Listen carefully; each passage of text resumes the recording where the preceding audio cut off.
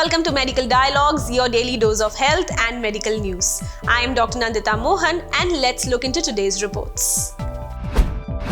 Caffeine consumption in cyclists to attenuate the increase in ammonemia. Coffee consumption is increased worldwide, a slight increase from 164 million bags than the previous year. Caffeine is a psychoactive drug and one of the most common stimulants used in sports because of its low cost and even minimal side effects. A study in Nutrition Journal aimed to determine the relationship between caffeine consumption, exercise and a ketogenic diet favor glycogen depletion and ammonemia, which can impair the physical performance of an individual. Caffeine group showed a significant decrease up to 25% in blood ammonia at 60, 90 and 120 minutes after beginning an exercise when compared to the placebo group. Researchers in conclusion suggested that the consumption of caffeine might attenuate the increase in ammonemia that occurs specifically during exercises. Fingernail infections, a serious concern. Must follow instructions. Nail infections is most common infection and likely to occur in 10% of the general population, 20% of persons older than 60 years and even 50% of those older than 70 years. It is caused by a variety of organisms and accurate diagnosis involves physical and microscopic examination including culture. An article in the Dermatologic Clinics Journal enumerated different types of bacterial and viral infections and evaluation of the aspects. The researchers pointed out significant things to follow while treating a specific nail infection. With suspected nail folding or acute parenchyma, they suggest to always perform culture to confirm the microorganism and also ask for antibiotic sensitivity. A viral cause may be considered when suspected acute parenchyma is unresponsive to antibiotics. With parenchyma unresponsive to treatment or with a high rate of recurrences, performing an imaging or biopsy to exclude osteomyelitis or any underlying disorder must be also considered. Viral parenchyma is often self-limiting, but treatment may reduce the severity, duration, and even the post-infective sequelae.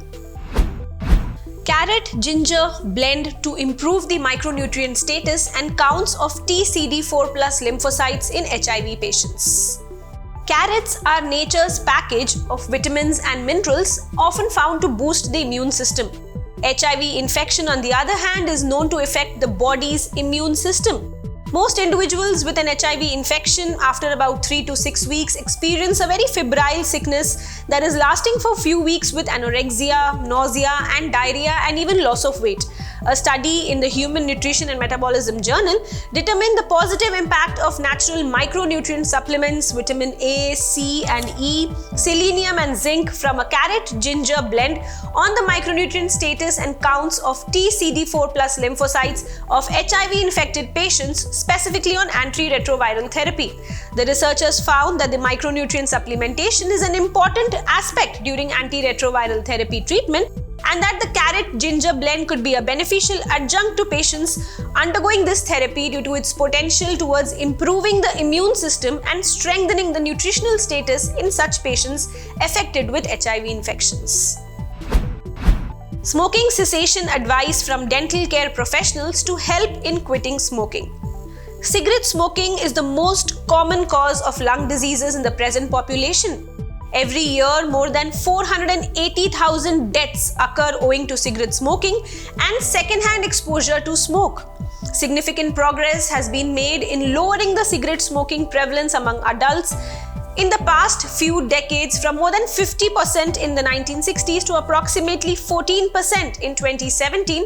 Nevertheless, smoking still remains a major contributor to mortality and morbidity.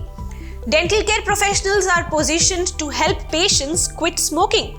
Results of clinical trials have shown the efficacy of dental care professionals' smoking cessation advice, and the authors reported from the National Health and Nutrition Examination Survey, where they concluded upon receiving smoking cessation advice from a dental care professional that they were associated with more attempts to quit smoking, but not with the abstinence of 6 months or even longer.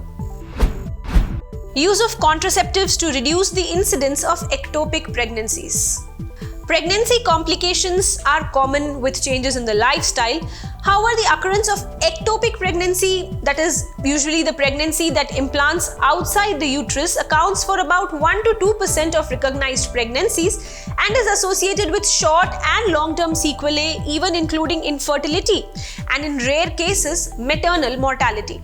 Findings in the journal Contraception reported that there was an incidence of 9.5 ectopic pregnancy per 10,000 women, out of which 84.5% ectopic pregnancies occurred during no prescription contraceptive use. However, incidence was highest amongst recent discontinuation of a prescribed contraceptive.